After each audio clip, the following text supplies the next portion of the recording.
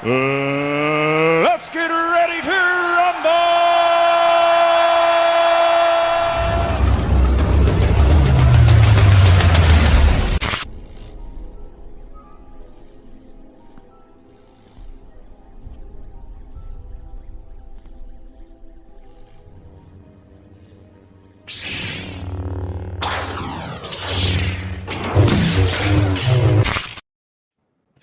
And we are live, everybody. Thank you so much for joining tonight.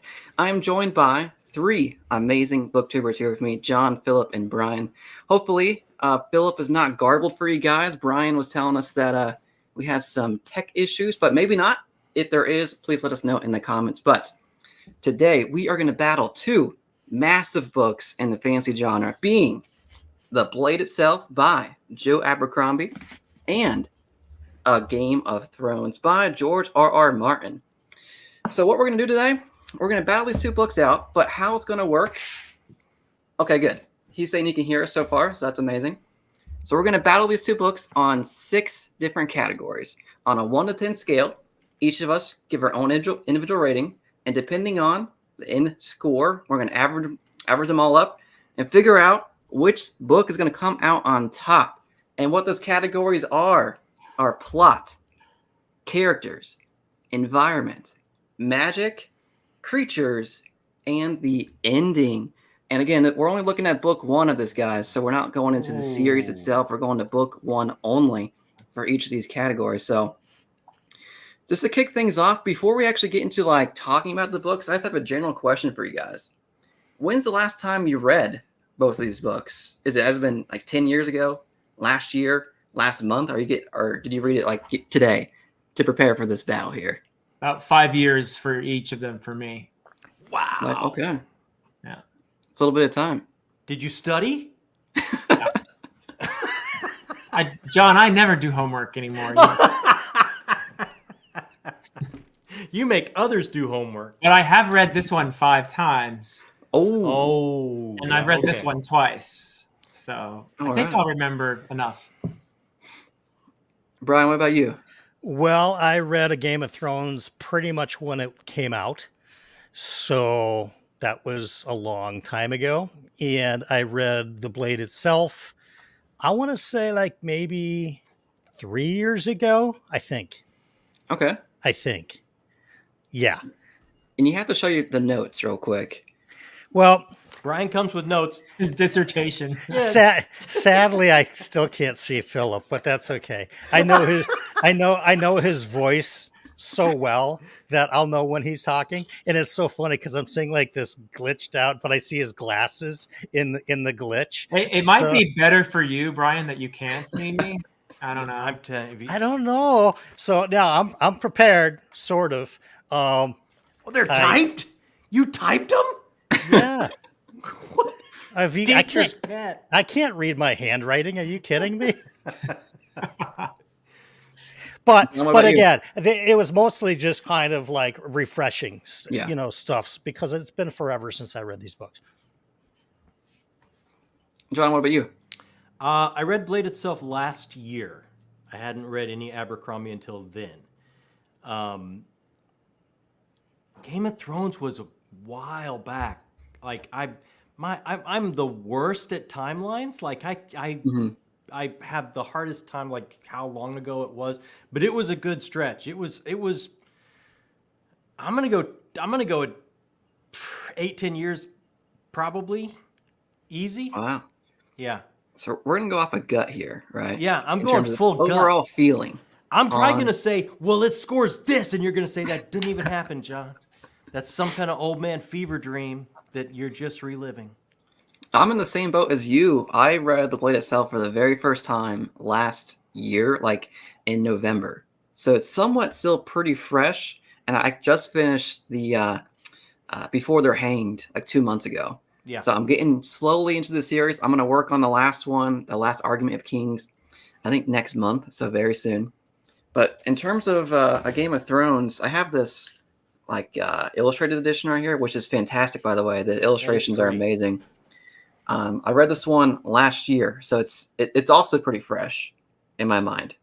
but we'll see how fresh it is when we start talking about some of these details. So, Aaron, just a question: we're talking spoilers for these two books? Is that correct? Absolutely. Okay. Spoilers. So everyone be warned. We're talking about the ending, characters, the plot.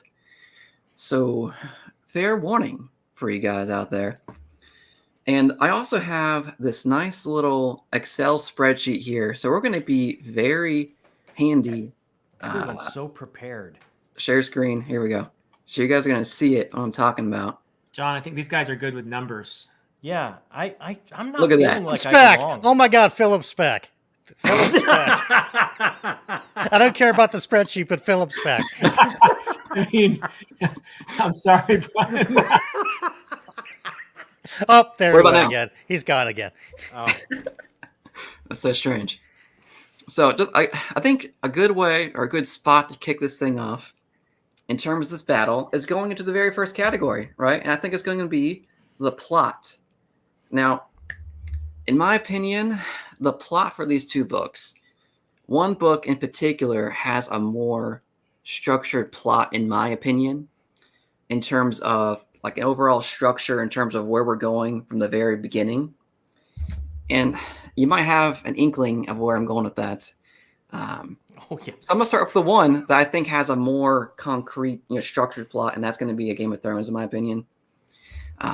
So this one, really quick, just high level. I think it's Robert Baratheon. He comes into Winterfell. He tells Ned Stark, "You know what? You're going to be the Hand." He says, "I don't know." Okay, yes. Ned Stark goes to King's Landing, right, with Arya and Sansa, and he's there. He's trying to, rule while Robert Baratheon is kind of feasting on pigs and wine and all that. And at the same time, we have Daenerys across the sea, and she is trying to work with her brother on getting an army to come back and take the throne, right? And then at the same time as well, Jon Snow is at the wall, and he is becoming a Night's Watch member. And Did that happen that early? yeah, that happened in like Okay. chapter 4 or 5. It was really early on. He headed to the wall. It's definitely in here. Yeah. So to me, that's kind of like the major plot in terms of, there's political intrigue at King's Landing, absolutely, with the Lannisters being super manipulative on trying to work the threads on everyone, especially with Ned. He's trying to do his dang best. He is here for the people, but the Lannisters, man, they don't give a crap, and they let him know that. Did I forget any huge details out of the plot there for A Game of Thrones book 1? That's the big picture. Yeah. I'd say maybe the other part is Jaime Lannister kicking Bran out of the tower. Yeah. Is a big deal, and sort of just the Dothraki whole thing going on as well. Just as part of the Targaryen side of the world, yes. But I think, for the most part, you got it right on the money. I love the Dothraki as well. Khal Drogo, awesome character. Such an amazing arc for that guy, which I think we can talk about him for sure later on with the characters and maybe the ending as well. But I think the plot was just very concrete, in my opinion, compared to the Blade itself. So you might feel a little bit different than me. It's just, for me, when I was going through the Blade itself, I felt like, where are we going for like the past, maybe the first 50%, 60% of the book, where, we have, Bayaz, our Magi, first of the Magi guy, recruits Logan Ninefingers. And Logan's like, okay, sounds good. Doesn't even ask what we're doing. What's the goal? What's what is our mission? We didn't really talk about that too much. We're just following Bayaz, and he goes on this very secretive mission. We also have Giselle, right, who is training for a fencing competition, and then also Glocta, who is just chef's kiss, amazing character, but he's an inquisitor, and he is serving punishment, right? And then something happens right towards the tail end where they all converge, and the ending happens, right? So the plot for me is a little bit harder for me to grasp for the Blade itself. I'm not sure how you guys feel about that one. No, that's fair. Absolutely. I mean, this is a classic complaint about the Blade itself is, oh, it has no plot, which is not true. Obviously, in the technical sense, plot is simply the narrative events in the order that they're presented. That's all plot is. So it has a plot, but I think you're right, Aaron, that it feels less cohesive. I mean, it's tough to compare anything to a Game of Thrones in terms of the machinations and the politics and the intrigue and the moving of the chess pieces and all of that. I mean, you're talking top tier stuff as far as I'm concerned when you're talking about plot in a Game of Thrones. So it's really tough to beat. But I do think the Blade itself gets a lot of unfair flack. It has a plot, and it does go somewhere. You don't see really what Abercrombie's up to until the third book of the First Law trilogy. But that said, for me, this is a clear winner in this category. All right. I would agree.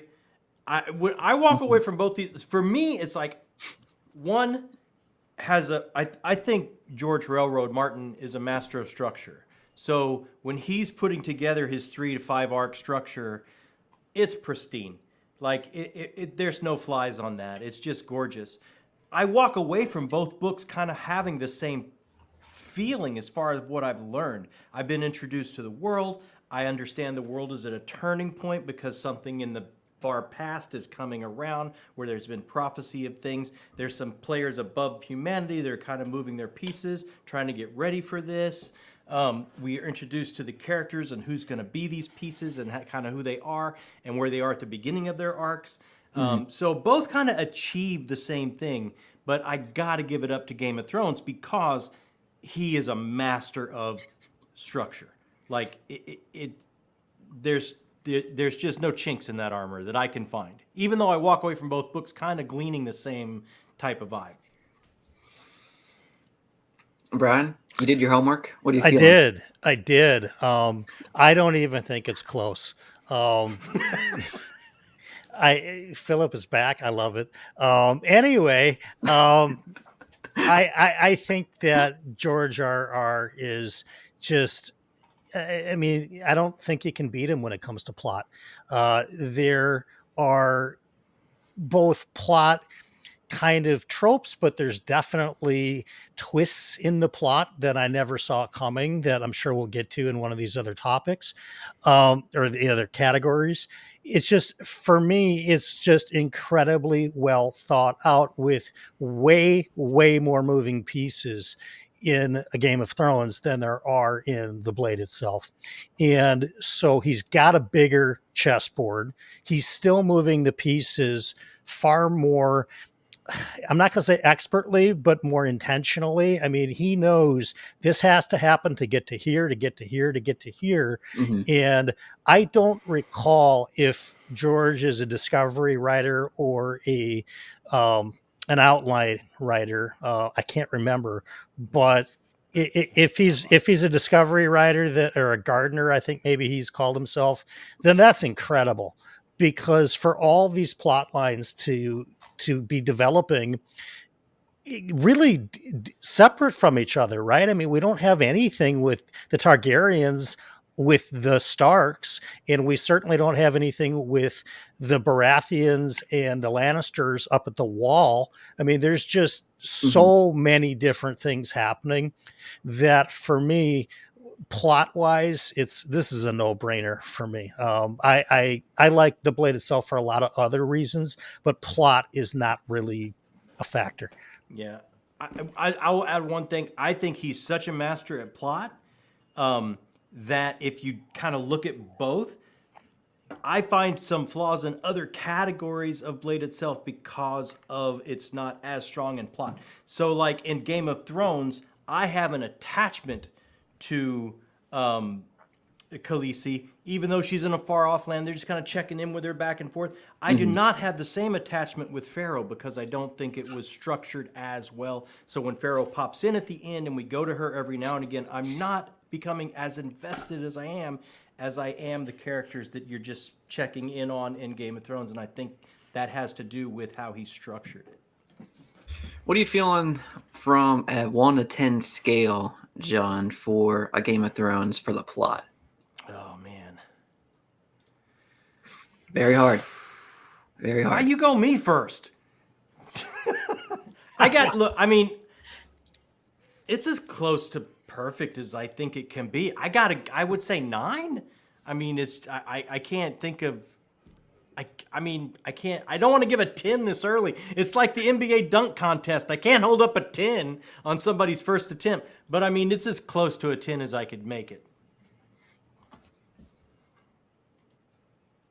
You said a 10? 9. 9. For some reason, my audio is like, it went down to this. I'm having tech issues now, too. God, come on. Brian, what about you? You know, I actually scored these before our talk and leaving room for changing my mind if I want based on these other fine gentlemen and yourself. But coincidentally enough, I am with Brother John here with a 9 for plot. 9-9. Here we go. Philip? Watch your me thoughts? dunk. Watch me dunk, John. 10. Boom. Yes. Oh. Boom. See, I knew it. I was waiting for like somebody's third attempt when they do the windmill. It actually probably is a 10, but It probably is. I don't know what I'm doing, but yeah, I don't know why I take a point off. I don't know either, but I think Philip's probably right. Yeah. I'm going to go 9.5. So right in the middle of you guys.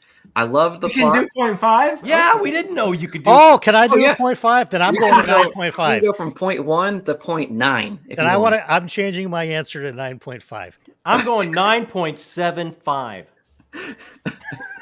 because I've watched The Price is Right. I was just about to say, All right. who's coming close to the actual retail price? Bring me up on stage, Bob. Yeah. And how about the blade itself? Same question. 1 out of 10. It's tough. So I'm gonna let. Are you going first, Aaron? Or Yeah, you go first, Aaron. All right, man, it's a tough one. It's a tough. I'm gonna go 7. Ooh. You know, solid score still. Nice 7. We're gonna go in the same order, or should we just Whatever randomly? feels like it. Brian, how about you? I am going to give it a strong 6.5. Wow, 6.5. Okay.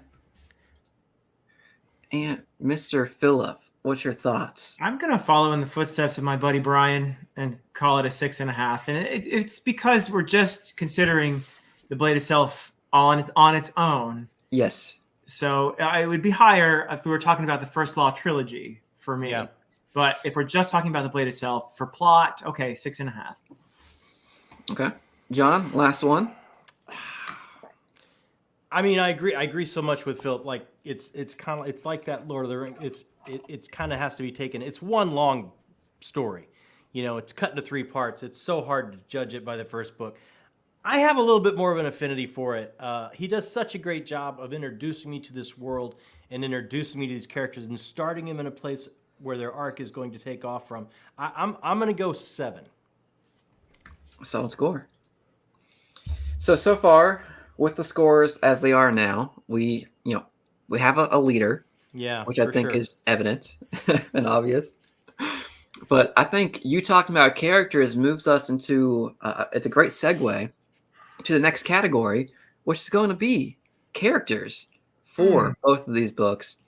And I gotta say, both of these books have amazing Yes. characters. This is going to be tough. Right off the bat, Game of Thrones, you can't get away from our nice boy Ned Stark. I mean, he is just someone you can root for almost immediately. He just comes off the page as that moral compass that you want to see succeed, and you want him to just thrive in King's Landing. So I love seeing him. Jon Snow, he's kind of like an underdog. You want to see him just rise up from the ashes from Catelyn Stark, not being the nicest to him. But there's a reason behind that, but it's not fully explained, which I love that kind of ominous or that vagueness there for Jon Snow. You bring in Arya, Tywin. I love Tywin as well because he's just a mean dad, but he's just so good at what he does. And I think I love all the Lannisters, to be honest, especially Tyrion.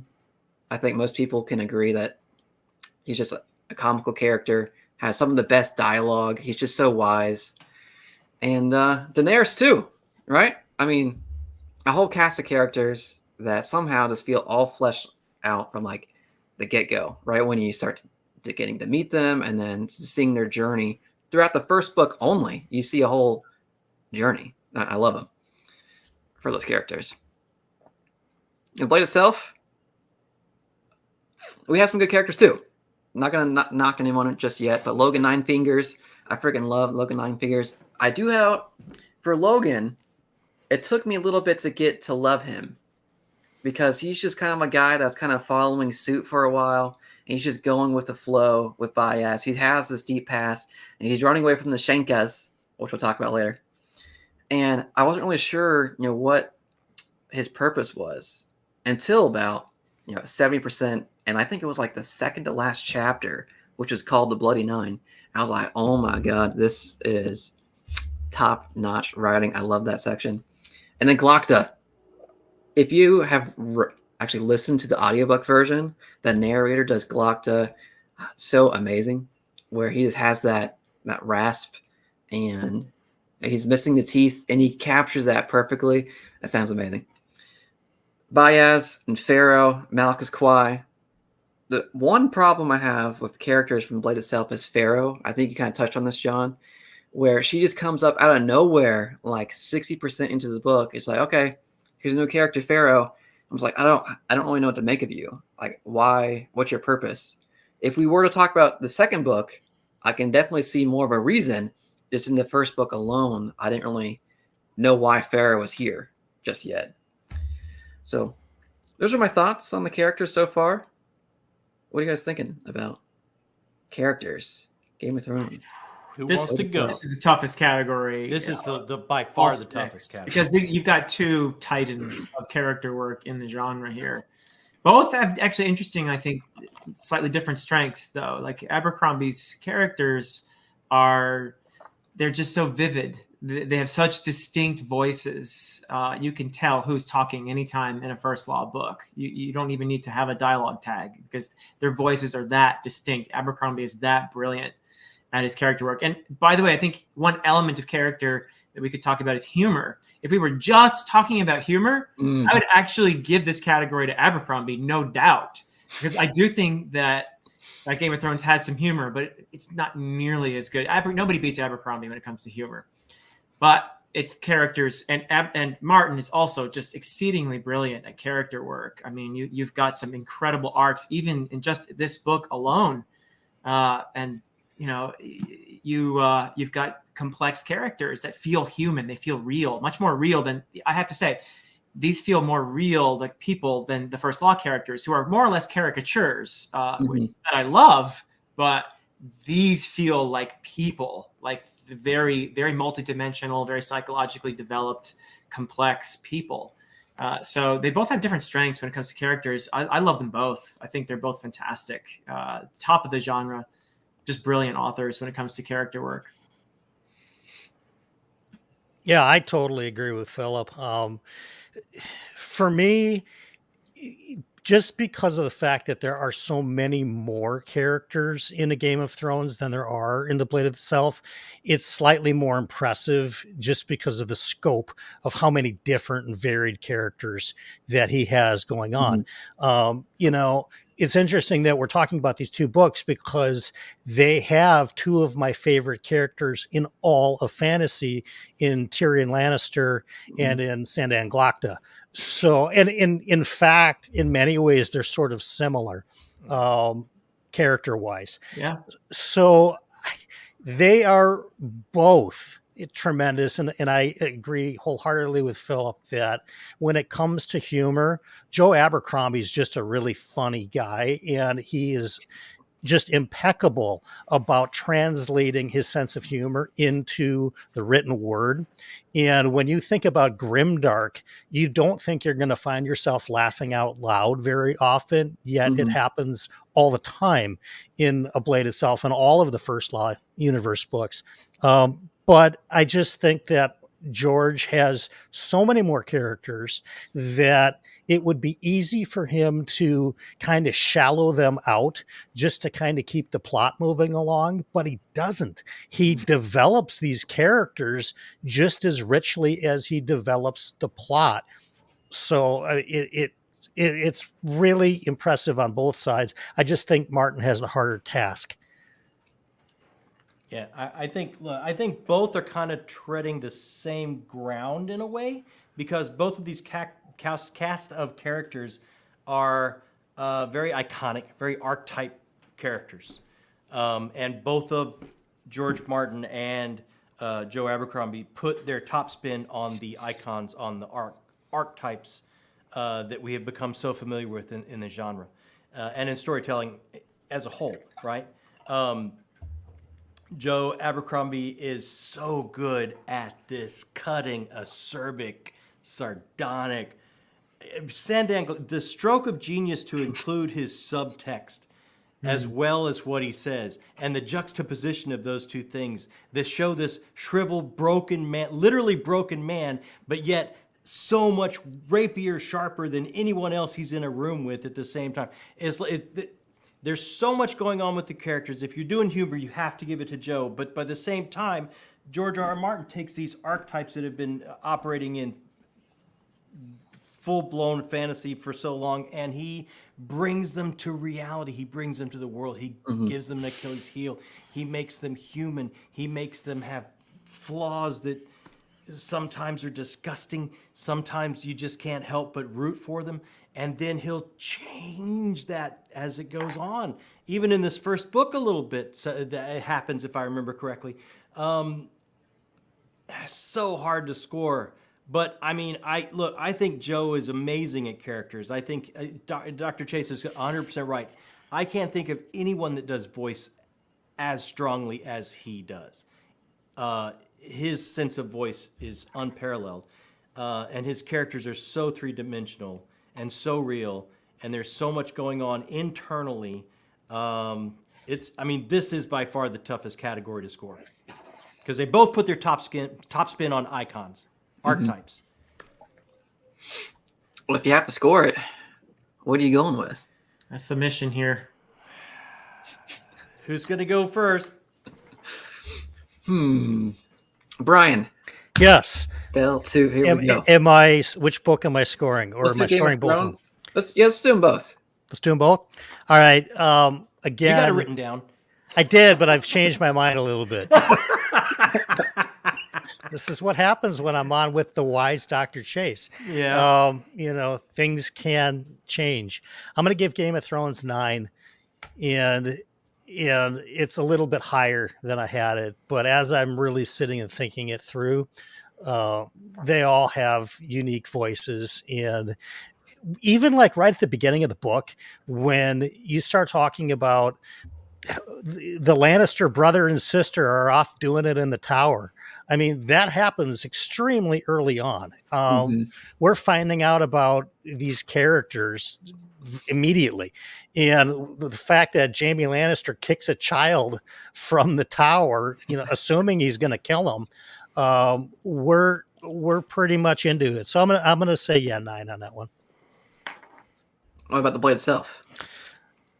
This one I'm actually changing slightly too, because of the scope. It's just fewer characters, but I'm actually going to give it a higher score than a Game of Thrones. I'm going to give it a 9.5.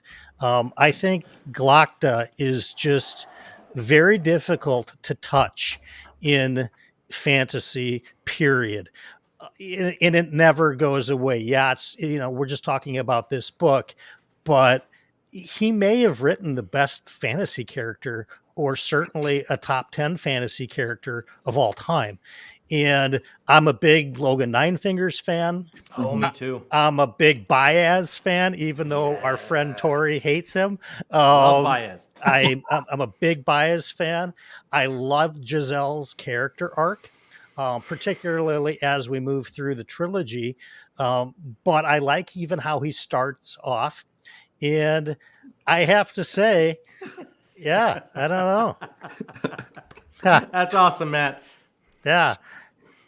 Well, thankfully, I can be relatively open-minded here. But yeah, that's really kind of the reasons for that. And if there was one category for sure that I think the blade itself is right up there, or even in this case slightly ahead, it's this one. I I'm gonna go right there with you with Galacta being one of the best fantasy characters of all time. That'd make a good video, by the way. So just throwing it out there, Oh. we can make a video like that. But Galacta basically saved the book for me early on because like I was saying earlier, with the plot issues, at least that I had from the very beginning, I was just waiting for something to happen, but I was still having fun on the journey because of Galacta's introspection and just his witty remarks and him just saying something outwardly, but then saying something else completely different internally, and I absolutely love that. So character wise, I'm gonna go a 9 for. I'm a 9.3 for the blade itself. 9.3. I'm feeling a 9.3 because it's amazing characters. It's just Pharaoh kind of knocked it down a little bit for me, just a little bit. At least in book 1 specifically. A Game of Thrones, an amazing cast of characters. I'm gonna say a 9.5 for a Game of Thrones for me. Very cool. I will say, in case anybody happens to be seeing it, it looks like my video is stuttering a little bit. Hopefully you can still hear me. This happened with Philip over the weekend. So, Philip, I think we can agree it was not on your end. Probably not. Yeah. I really have no idea because this has never, I swear to God, this has never happened to me before. Yeah. We can't hear you, though. Yeah, as long as you can hear me, it's fine. I don't know why the video wants to stutter. Maybe it's the router. I don't know. I'll have to reset it tomorrow. What do you got? What do you got, Dr. Chase? What do you got? Oh, this is tough, but I'm going to commit to something here. They're both brilliant. I hate to dock anyone, but I want this to be an interesting contest. So I'm going to give my buddy Joe Abercrombie a fighting chance here, and I'm going to put him slightly ahead in this category. I'm going to give him a 10. A 10. Oh, nice. Wow. It's for the humor. I love his humor so much. And just these characters live in here. They're so vivid. They're so wonderful. George's characters too. I mean, I don't want to knock his characters at all. They're brilliant, but I want to keep this a little interesting. So let's give George a 9.5. all right. I can't do it. Look, I love Joe. Look, he is the master of voice. I'll say it every time. His characters are amazing. Even all the way up to the bureaucratic functionaries that you can't stand when they speak. You just absolutely love to hear what they say. But if I'm judging the book as a whole, I can't get past that Pharaoh just drops on us at the end. And I just don't have a feeling of who she is or why she's there or what's going on because it just wasn't set up for me to have a touchstone with her. So I'm going to do this. The whole reason Game of Thrones is my #1 fantasy series of all time is because of the characters. When they change motivation, when their arc takes them to a different place and they self-actualize and self-realize and become someone else along that journey, I completely buy their motivation and follow it and cheer for it or be repulsed by it. It works every time. It's like a magic trick. So I got to say Game of Thrones 9.5. Blade itself 9. That's still a strong score. Yeah. They're both. I mean, come on. It's apple pie in a cathedral. They're both amazing. I don't even know what that means. I love it. Well, we're inching closer now to evening the playing field here. But I'm not going to reveal the scoreboard just yet. But just know we do have a leader still ahead by a little bit, but not too much. I feel like the next few categories might change a few things up here. With the next category being the environment. So I thought this one would be kind of interesting to talk about in terms of the different locations, different places that we see in each of these books, right? And A Game of Thrones, one of my favorite places is King's Landing because we have the the difference that in terms of, Arya goes down to the gutters with the people and all the beggars. While at the same time, she's with the people that are living up in their lavish castles and their lavish rooms. And you see that difference very clearly. But then we go to Winterfell, which has its own entire feeling and vibe to it. And then we go to the Wall, which feels even more ominous. And then also where Daenerys is with the Dothraki. And I love all these environments. I feel like it's very diverse. We get to see a lot of different locations. And like you feel like you're in these locations. Like when you're in the gutter with Arya, you feel like you're dirty as well. When you're at the Wall with Jon, you feel cold. I just love locations in that book. The Blade itself, I felt almost like it was sort of monotone for me in terms of locations. I could be completely off. I just know it was very mountainy. Weather was bad sometimes. I don't feel like the environment was much as a focus in the book compared to a Game of Thrones. That's my take on that. You're absolutely right. I think they're Abercrombie. I've listened to him in interviews. I love watching Abercrombie interviews, but he's very open about the fact that he's not that interested in world building. I mean, that's just not where he is as a writer. Whereas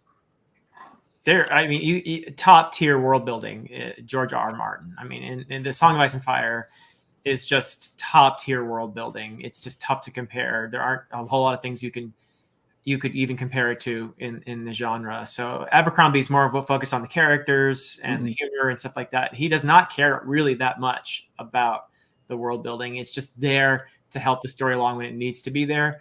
Whereas you feel like George R. R. Martin built this place. I mean, these landscapes, they're just incredible. And if you love world building, it's tough to beat him, I think. So this is the other one, honestly, plot. And this one, they're two that are just not even close for me. I would completely agree. I think, for Game of Thrones, we're seeing where are we at in this time, right? That we have prophecy, we have lore, we have the gravitas of history all building to this one moment. Even though we haven't seen it, we feel it. We have a new religion creeping in and taking over the place of the religion that has kind of ruled everyone's moral compass for so long. There's just brick upon brick upon brick upon brick that builds this beautiful set where these characters are going to play. Joe Abercrombie is like a black box theater. I'm going to turn the lights on. I'm going to get really good actors, and I'm going to let them go, baby. And you're going to stand up and applaud at the end because they're that freaking good. But he does not brick by brick build that beautiful set. It's kind of like, He didn't even have a map in the first Law trilogy. He doesn't need a map. It's just, I'm telling you, even I was really struck, and I was struck by this when I read it. Where Glocka does his work is just like, hey, some beige walls with a crack in it and a chair and a table, and it's like, man, that's just like a chair, a table, and a bright white light and two actors, and set him free, let him go. He's that strong with voice. He doesn't need anything else. It's that enjoyable. But you just cannot compare world building. I don't feel. I just think they're very, very. They're not even shooting at the same target. Right. Yeah. For me, I don't think for all of the 1,000+ or whatever fantasy books I've read, nobody's as good as world building as George R. R. Martin. We both have in both of these books, we have the North, right? And we have this vision of, in the Blade itself, we have the Northmen, and we kind of have this vision of, like you said, Aaron, kind of like this blandish, hilly areas that they're fighting over, this and that. But when you think about the North in a Game of Thrones, you're talking about this gigantic wall made of ice to keep out what we're not even sure, but we found out in the prologue that there's something really bad that it's keeping out. Then beyond that, we've got all these wildlings, and that's just one tiny section of the world. King's Landing feels unique. Everywhere that, the Targaryens are in exile, that feels totally unique. These wild plains with the Dothraki, totally unique. when they talk about Casterly Rock, that gives us a totally different vibe when it comes to the environment. There's more of them. They're more distinct. They're richer. Where's that place with the moon door? That place too. Oh, the Veil. Eerie.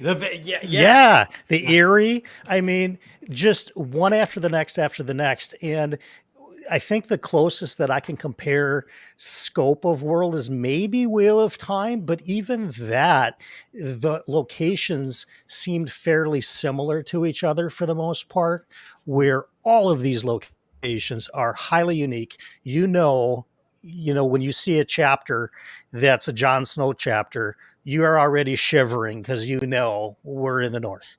When you see a Daenerys chapter, it's totally a different vibe than if you were getting a Cersei chapter, which I don't think we get in the first book. But if you are getting a Tyrion chapter from King's Landing, totally different vibe. So yeah, for me, hands down, George R.R. is the best world builder in fantasy.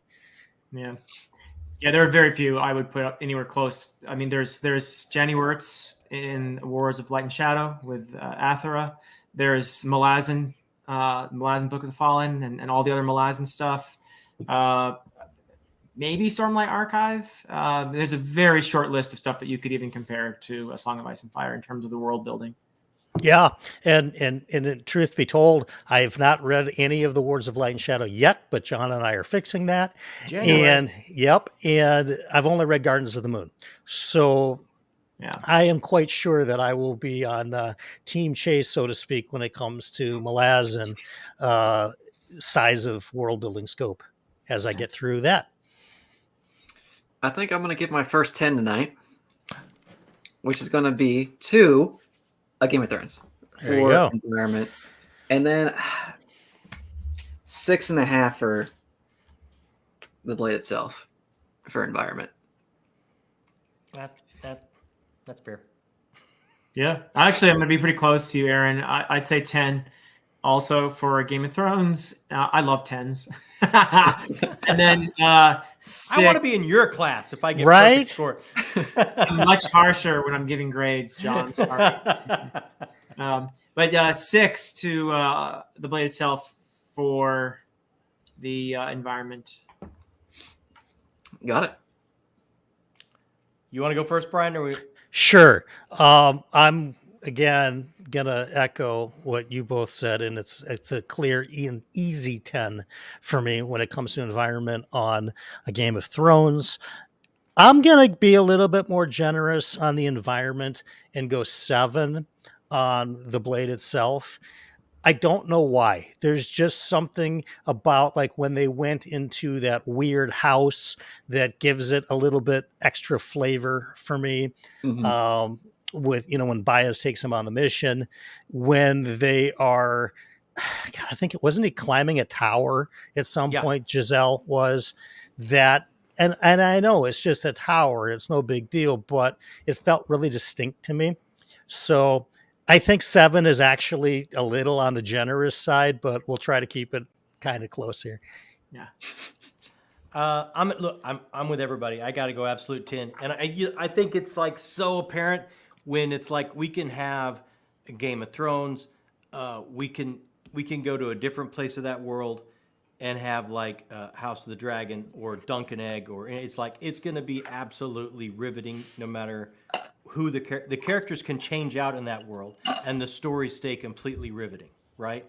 And it's there's nothing else I can say. It's an absolute 10.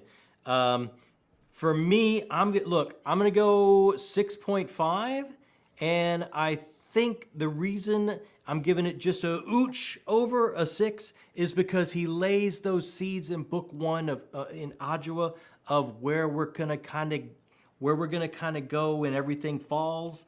And then I think as we go forward through all of the other books that he's setting up, he's built a status quo and shown, what these characters do, the ripples of their consequences will impact their world and change their world. And as we keep coming back to Adua, we're going to see a different Adua. And that, to me, gives it just a little bit of an extra oomph because he does have the world impacted by these amazing characters that are fretting and strutting across his stage. So I'll go 6.5. And by the way, I would have a much higher score if we were talking beyond the Blade itself. Right. If we were talking about his more recent trilogy, then Oh, I yeah. would be giving a much higher score. Yeah. Yeah. I would be way higher than 6.5. Age of Madness is Yeah. better in actually a couple of key respects. But, And actually, the standalones really develop the Yeah. the world building as well. Yeah. yeah, so I absolutely. hope folks will keep in mind we're just talking about the Blade Right. itself. Yeah, Yes. I'd be way higher than a 6.5, but I just think he sets that status quo that he's going to knock all the dominoes down and let him rebuild. So I'm going to give him half a point for that, for setting it up in the first book. Got it. Yeah, I'm still excited to go through the rest of the series with the standalones. I've heard nothing but great things about the standalones. Oh, I just So- read Best Served Cold. It is so good. Yeah, I'm gonna keep going down this Abercombie track. Absolutely. But we're on now the next category, which is going to be magic. And I find this one pretty interesting because when you think of the fantasy genre, usually books have a magic system tied to it. Sometimes that's not always the case, but sometimes there is magic when it's fantasy because usually high fantasy there's some sort of wizard stuff going on, or there's a magic system. Like in Lightbringer, we have Luxon and James Islington series, the what do you call it? Essence. He called it Essence in those first 3 books in James Islington, the Lycanius trilogy, right? And then when we come to Game of Thrones and the Blade itself, I feel like magic is very subtle in both of these books. Like it's only mainly hinted at in a few different areas.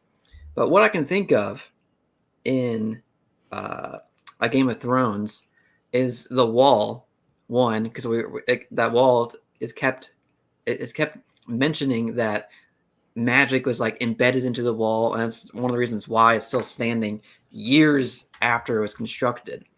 Also, the Three-Eyed Raven was kind of interesting as well. I don't know if that's necessarily magic, but it's definitely kind of strange, kind of wonky. And also the blood magic towards the end with Khaleesi or Daenerys trying to revive, actually did revive Khal Drogo, but not in the best way possible. Right, so out of those 3 alone, I feel like there wasn't too much more magic than that. I could be wrong. But in the Blade itself, it was also subtle. But when I did get to the point when we met Baez and I found out that he was a mage or a wizard, I was like, oh, cool. I didn't even realize that there was magic in this world. But it wasn't too much explored, I felt like. There was a few scenes where Baez has some crazy explosion spells, I think. But going, Brian, what you were saying earlier, the House of the Maker, that tower thing I thought was really fascinating. That was also one of the high points for me in the book, was that it kind of felt like in Harry Potter, with all the stairs are moving Sure. in Hogwarts. I kind of felt like that, where I think he said when you come in, like the hallways and all the rooms are just completely different every time you go into this tower, right?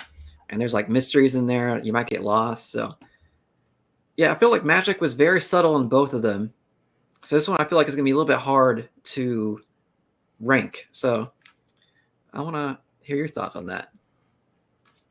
Yeah, you also have Logan's ability to talk to the dead. Oh, the spirits. Yes. Mm-hmm. Yeah, but you're right, Aaron. I mean, neither one is really.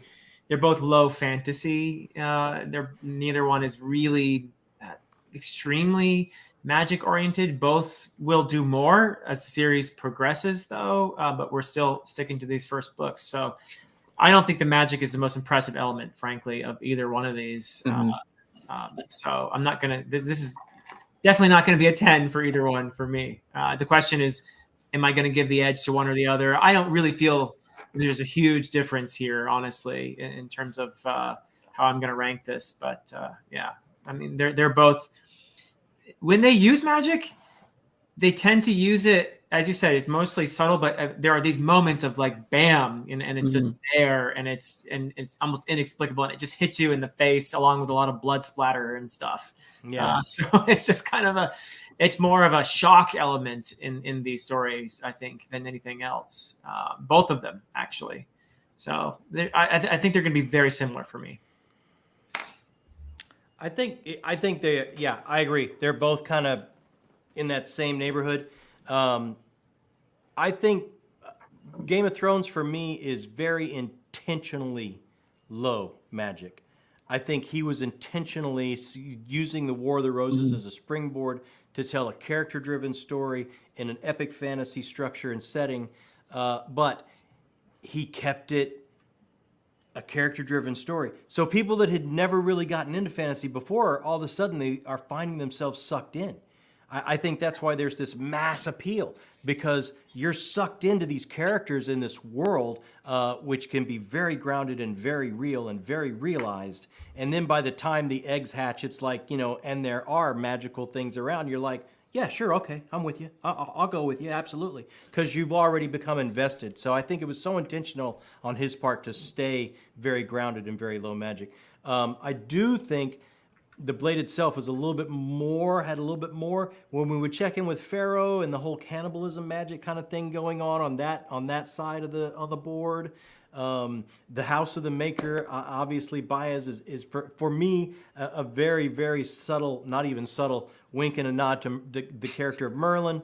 So I think, and others, I think there was more magic present, but I think both of them are worlds where society has moved on a little bit away from these fantastical things. And what's going to happen with the prophecies is they're both going to find out they're going to get thrown back. So I think both of them are in the same neighborhood. So it's going to be a pretty tight score. But I do think there's more evidence of magic in the first book for First Law for me. Yeah, I agree. I think it's pretty early on in the blade itself that Logan is talking to the fire spirits, and so right off the bat we're getting, all right, there's some supernatural forces in this book. We don't really know when Baez makes his first appearance what he's going to be doing, but he's introduced as the first of the Magi. We don't really get that at all in a Game of Thrones, where there's no Grand Wizard at King's Landing. We have the Grand Maester, who's more they're like really academics, though, right? Right, exactly. They're doctors and academics. They're not the prototypical not Dr. Fantasy. Let's be clear.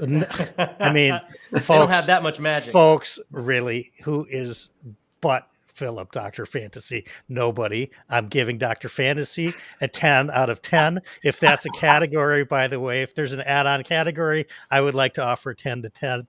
But anyway, so I think that we're introduced to the magic pretty early on in the blade itself. Game of Thrones, it's not about magic. There are magical things that sort of happen with creatures that we'll get to in the next topic.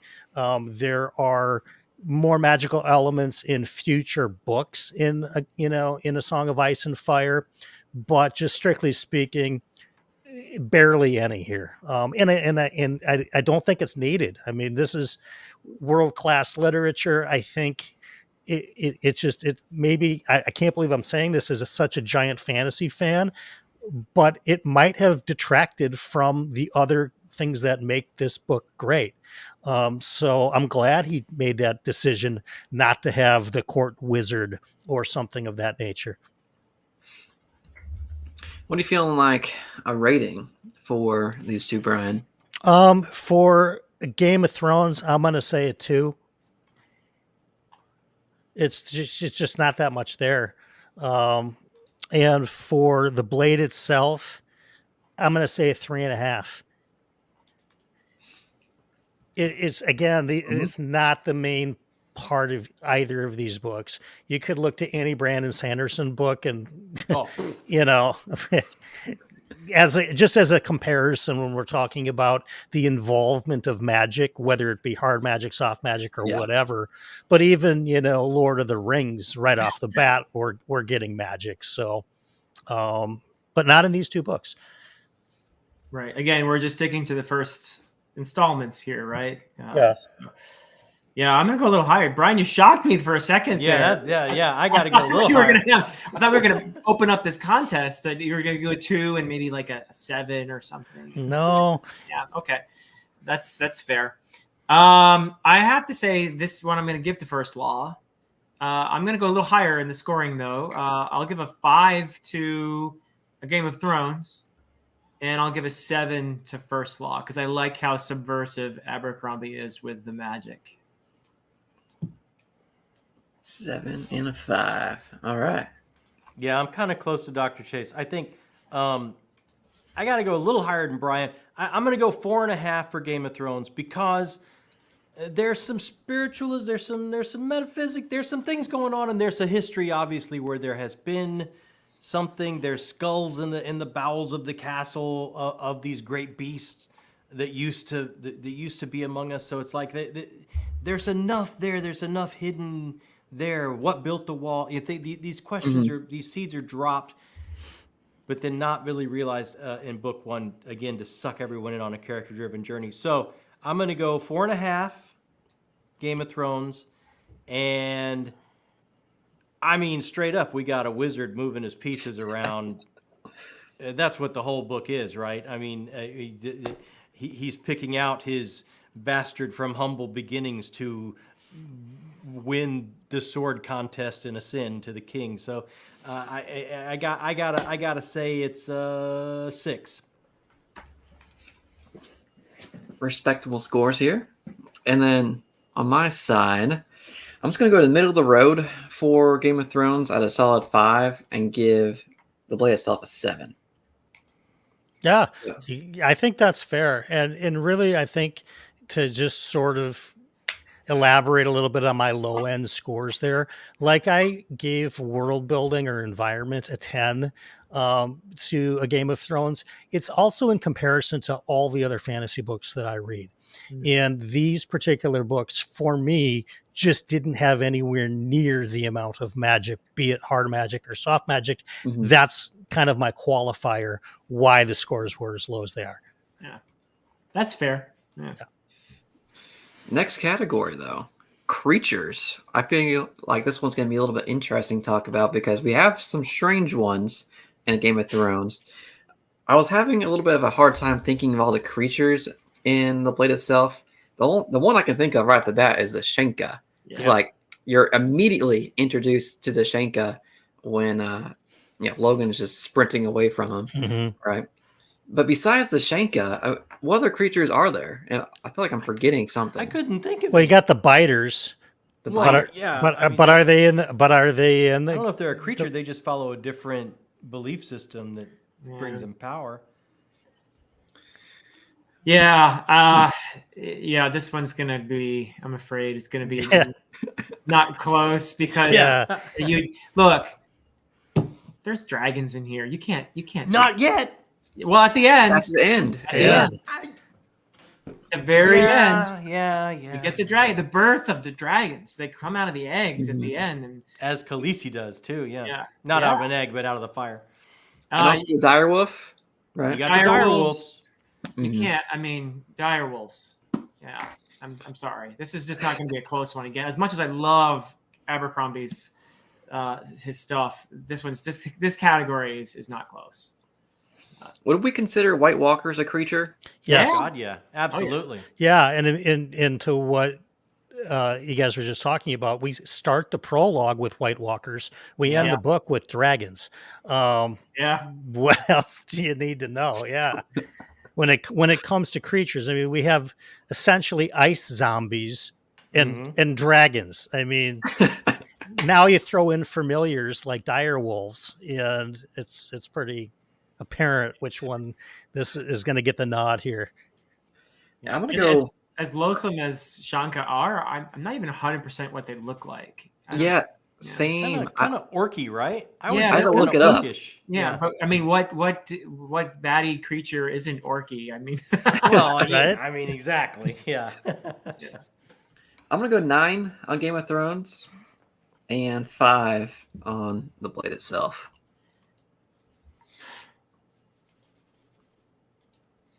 I know. I think 9's high. I mean, we do got ice zombies, dragons, and direwolves. But I mean, 3 amazing things. 3 amazing things.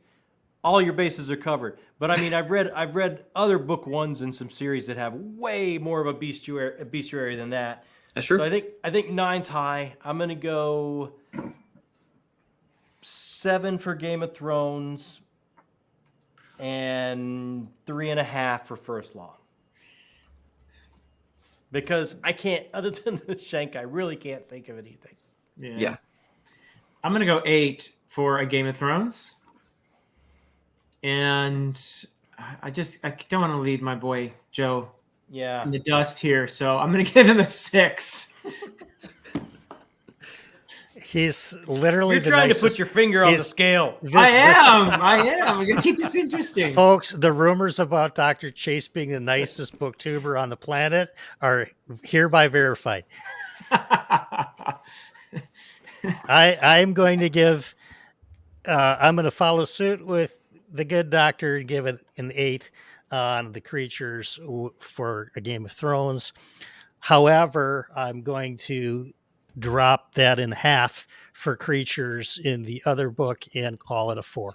Yeah, that seems fair. That's fair too. Yeah. Well, looking at the scores, it's It can't be close. we're inches here. We're inches. No. There is one book that is ahead, which we're going to reveal. Hey, Aaron, if you had series ending as a category, we could have evened out the scores a lot. Yeah. But he hasn't read them yet. I haven't read the last one. Yeah. Well, there isn't a series ending. There isn't a series. There isn't one to read. Wait a minute, you guys didn't get the arc of Winds of Winter yet? Not in my mailbox. We're not on the same bowling team as George. Oh, you guys, it is incredible. I am sworn to secrecy. I had to do a blood oath with George, but yeah, it's fantastic. Dang it. And even if you read that, you still haven't read the ending. That's true. Yeah. You're closer. But that's not a category, so oh well. But the last category is the ending for book 1 specifically. Right. And that's the last category.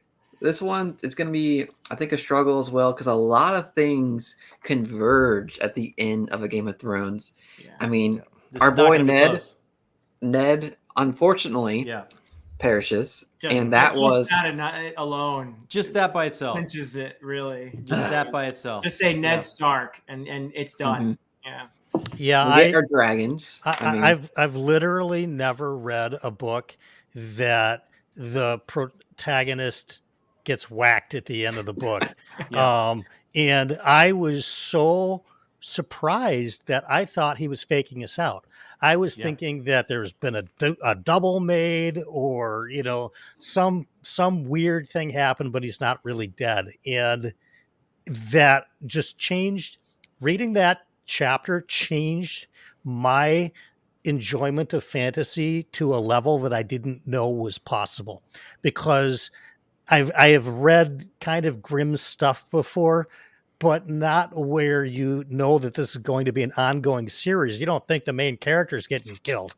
Yeah, incredible. The ending of The Blade itself, that one, it does stand out to me, mainly because of Logan Ninefingers with his huge fight at the end, where we see that transformation finally. Yeah. Where, we're constantly throughout the book, he's referenced as the Bloody Nine, the Bloody Nine, the Bloody Nine. But it's like, okay, what about him mixing the Bloody Nine? And then you see it. You're like, oh, now I understand. And I absolutely love it. Other than that, I don't remember the ending. They get on a boat. They get on a boat. Yep. Okay. Bloody Nine runs across the town with Pharaoh. Okay. And they get on a boat. So I love that part with the Bloody Nine, Logan Ninefingers. We see that transformation. And then I think really it was just a great stepping stone into the next book before they're hanged. But we're not talking about that, unfortunately. So from a scoring perspective, this is very, very hard. I'm going to give the ending of A Game of Thrones a 9.5 and a 7 for the Blade itself. I'll go next because on my form, you go, Brian. I actually have ending 9.5 for Game of Thrones. Wow. And the Blade itself a 7. No way. I do.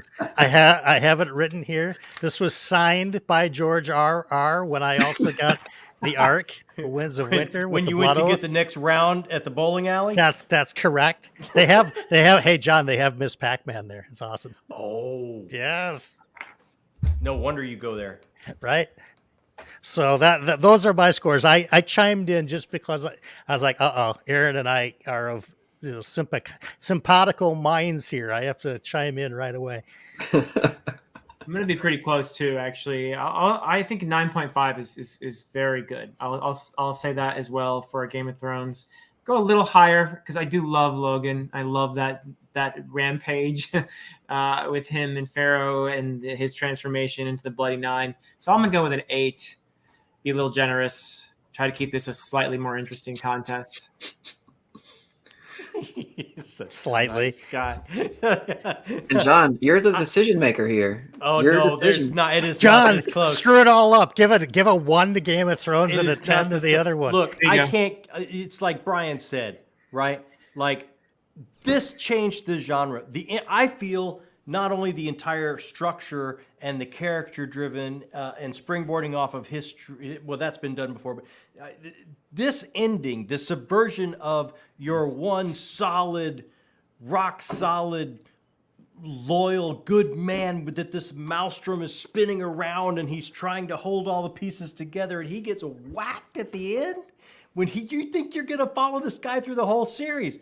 That subversion, I mean, that changed everything for this genre. I felt that made us understand this is grand, this is sweeping, there will be tabs that have to be paid, it is Shakespearean, it is operatic, you don't know what's coming next, just throw everything out the window when you think about tropes and structure. This is going to go places you don't think it'll go or want it to go, and you still can't stop reading.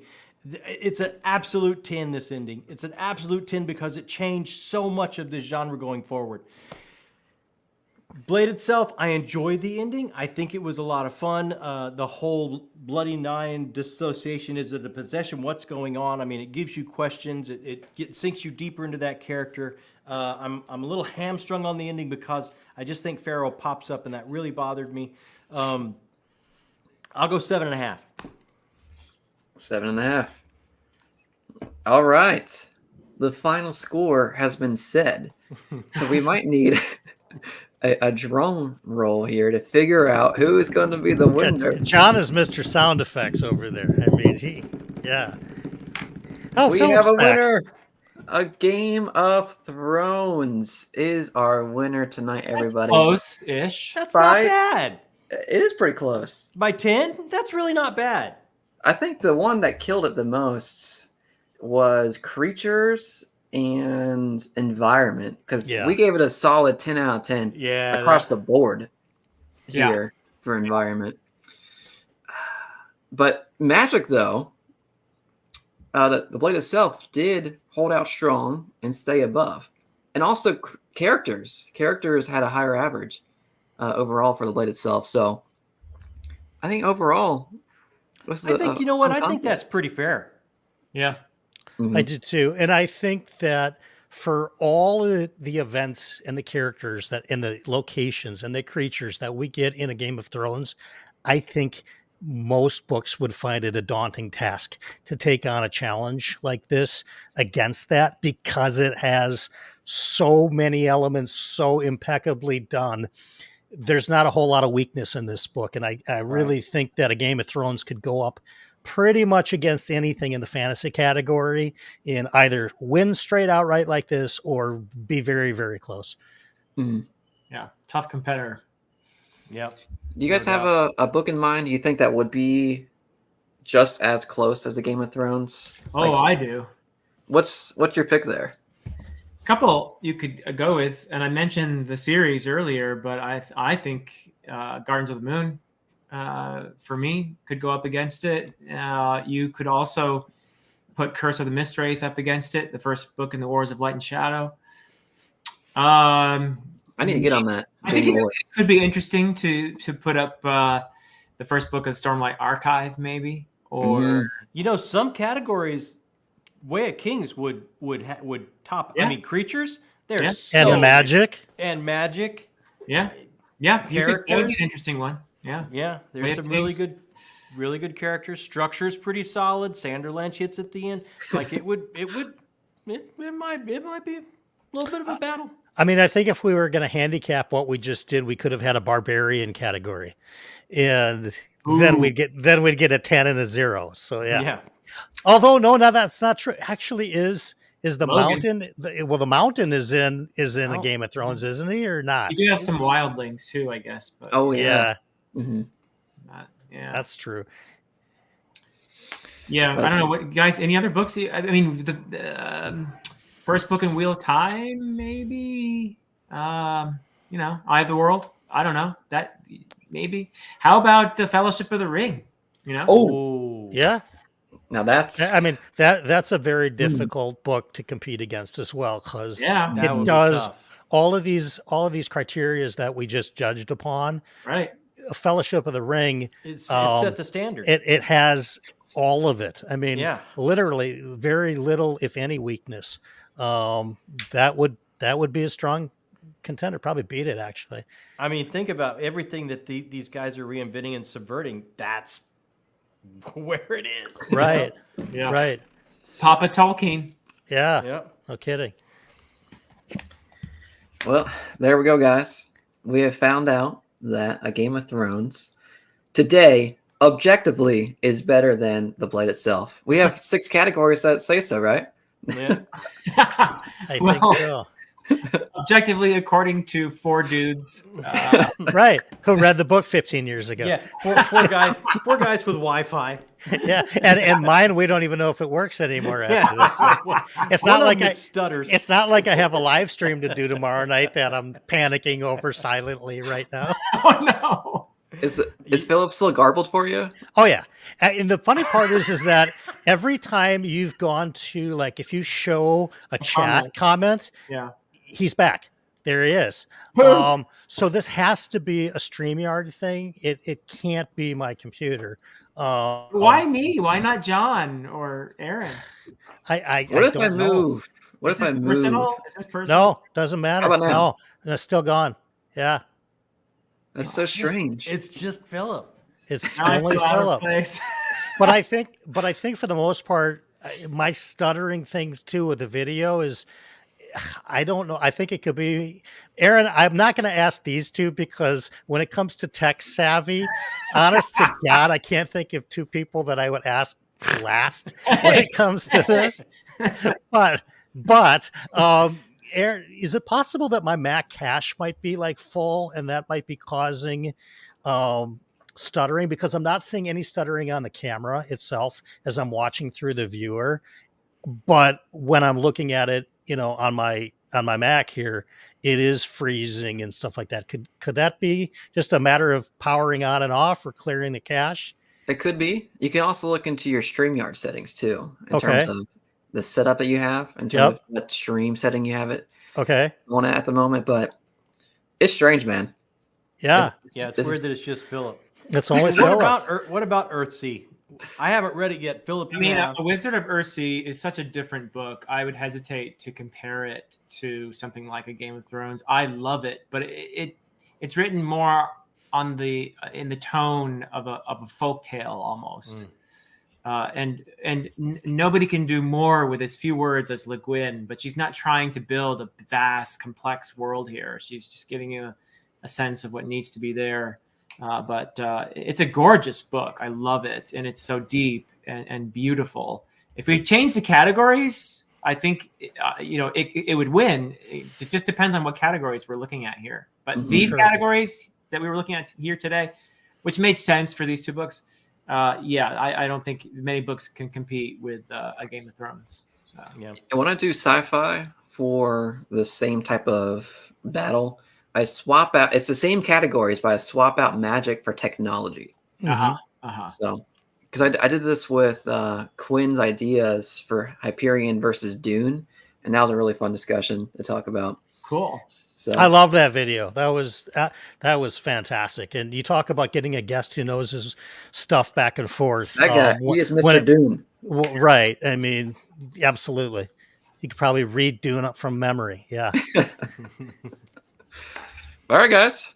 I can't thank you enough for joining me here.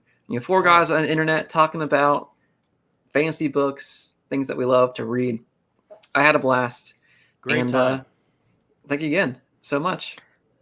Well, thank Well, you, thank- Aaron. Thank you so Yeah. much for organizing, inviting, setting this up. Absolutely. I always love talking to Brian and John, two of the greatest guys on YouTube. But this is a lot of fun. I really appreciate you doing this, Aaron. Thank you.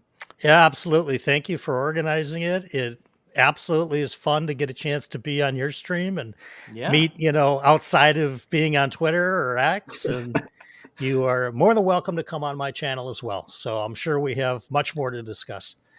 I'll take you up Yeah. on that. My Cool. first time meeting you face to face too, Aaron. It was awesome. Thanks so much for the invite. I had a blast.